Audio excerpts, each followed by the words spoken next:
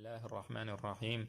Alhamdulillahi rabbil alamin wassalatu wassalamu ala asyrafil anbiya'i wal mursalin Muhammad ibn Abdullahil amin wa ala alihi wa sahbihi ajma'in, amma ba'd. Kita akan berbicara tentang seorang ulama besar, seorang ulama yang memiliki banyak karya, dan seorang ulama dari madhab al-Imam Ahmad ibn Hanbal radhiyallahu anhu. Beliau adalah Syamsuddin Abu Abdullah ibnu Muflih Ar-Ramini Al-Maqdisi Al-Hambali. Al-Imam ibnu Muflih radhiyallahu anhu dilahirkan pada tahun 710 Hijriyah, atau sekitar tahun itu 710 sampai 712-an. Ada perbedaan tentang kapan beliau lahir. Beliau adalah seorang yang memiliki banyak guru dan seorang yang sangat mutqin, sangat menguasai fikih al-Imam Ahmad ibnu Hanbal. Beliau juga seorang nahwi, seorang ahli nahwu. Dalam nahwu adalah sebuah ilmu grammar bahasa Arab. Dan beliau menguasai hal tersebut dan menguasai usul fikih, kemudian adab syar'iyah dan lain sebagainya. Dan itu bisa kita lihat jelas dari karya-karya yang beliau miliki. Al-Imam Ibnu Muflih Al-Hambali rahimahullahu ta'ala, beliau menikah dengan anak seorang qadhi bernama Jamaluddin Al-Mardawi dan menjadi wakil daripada al-qadhi tersebut ketika sang qadhi sedang berhalangan. Ini menunjukkan betapa besar ilmu yang beliau miliki.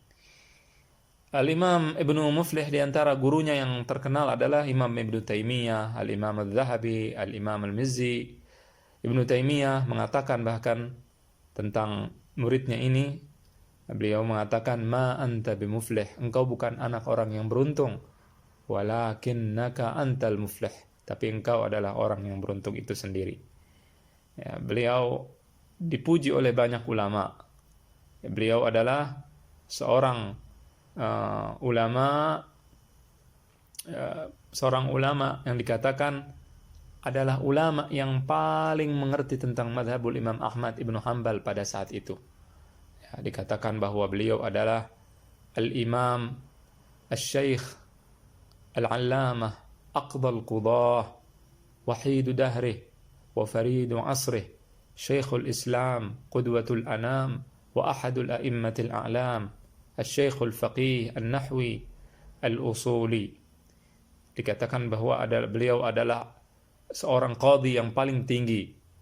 Ya, julukannya Syamsuddin Abu Abdullah Muhammad ibnu Muflih Ar-Ramini Al-Maqdisi As-Salihi Al-Hambali. As-Salihi artinya beliau berasal dari kota tersebut, kota As-Salihiyah di Baitul Maqdis di Palestina, di Syam.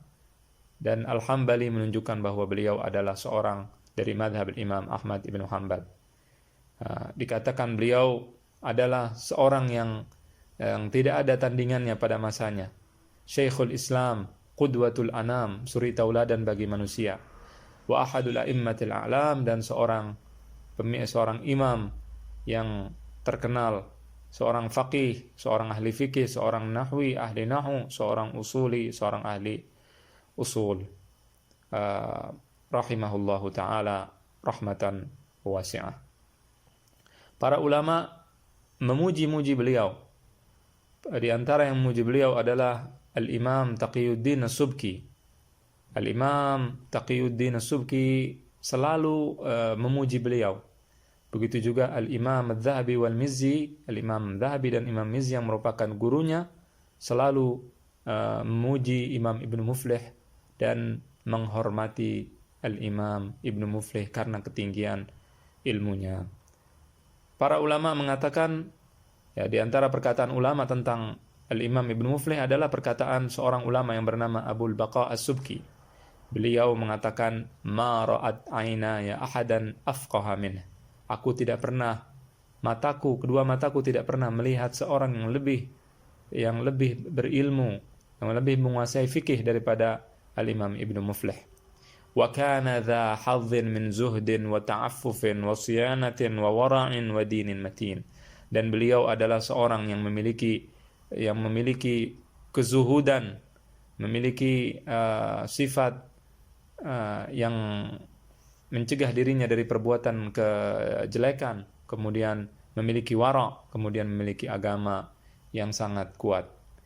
Imam Az-Zahabi mengatakan tentang Al-Imam Ibn Muflih, dan Imam Az-Zahabi adalah seorang ulama yang mengerti tentang orang-orang yang hidup pada masanya. Beliau memiliki penelitian khusus tentang orang-orang yang meriwayatkan hadis untuk mengetahui apakah orang tersebut orang yang berdusta atau tidak, mengenal kepribadian mereka, mempelajari kepribadian mereka. Dia mengatakan tentang Ibnu Muflih, syabun dayyinun alimun lahu amalun wa nadharun fi rijalis sunani wal asma.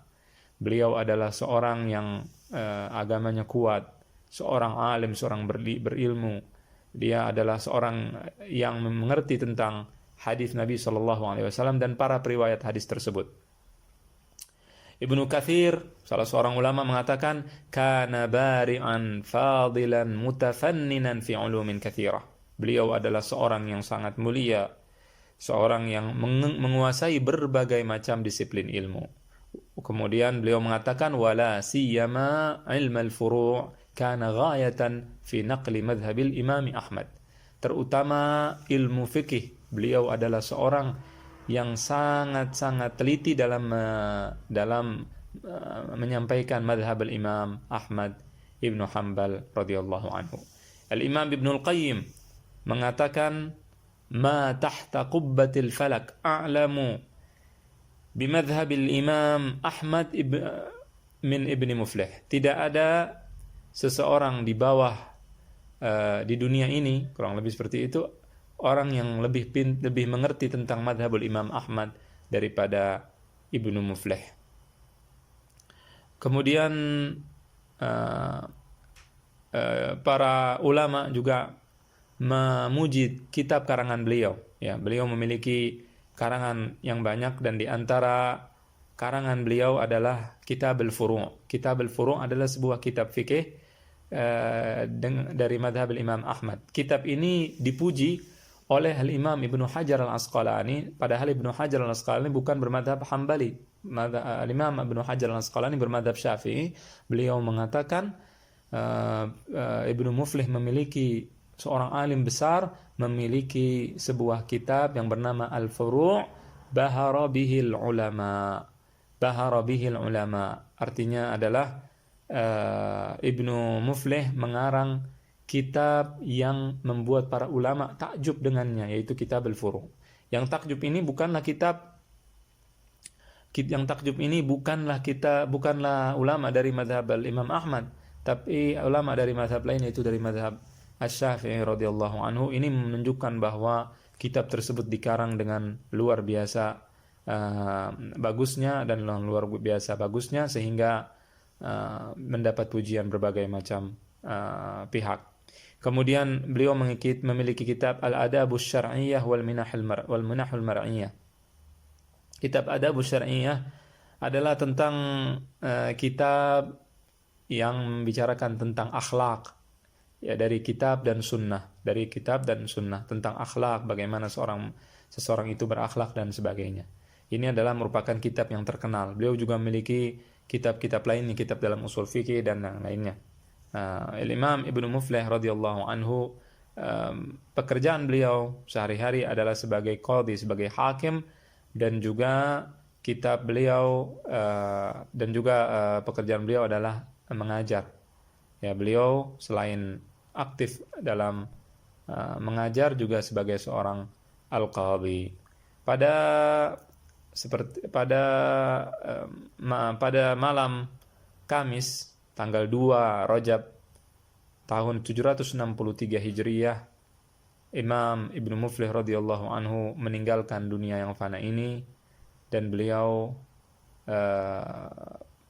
meninggal dunia pada saat itu dan disolatkan setelah zuhur di Masjid Al-Mudhaffari di As-Salihiyah, di tempatnya di Salihiyah, dan jenazahnya dihadiri oleh banyak sekali umat Islam yang ada pada saat itu. Jenazah beliau dihadiri oleh para qudat, para qadi, dan dihadiri oleh semua orang yang bisa hadir pada saat itu. Al-Imam Ibnu Muflih Al-Hambali dimakamkan di dekat kuburan Al-Imam Ibnu Qudamah Al-Maqdisi rahimahullahu ta'ala rahmatan wasi'ah. Demikian, mudah-mudahan apa yang saya sampaikan bermanfaat supaya kita lebih banyak mengenal tentang ulama kita dan juga orang-orang soleh kita yang terdahulu. Wa sallallahu wasallam wa baraka ala nabiyina Muhammad wa ala alihi wa sahbihi ajma'in. Wassalamualaikum warahmatullahi wabarakatuh.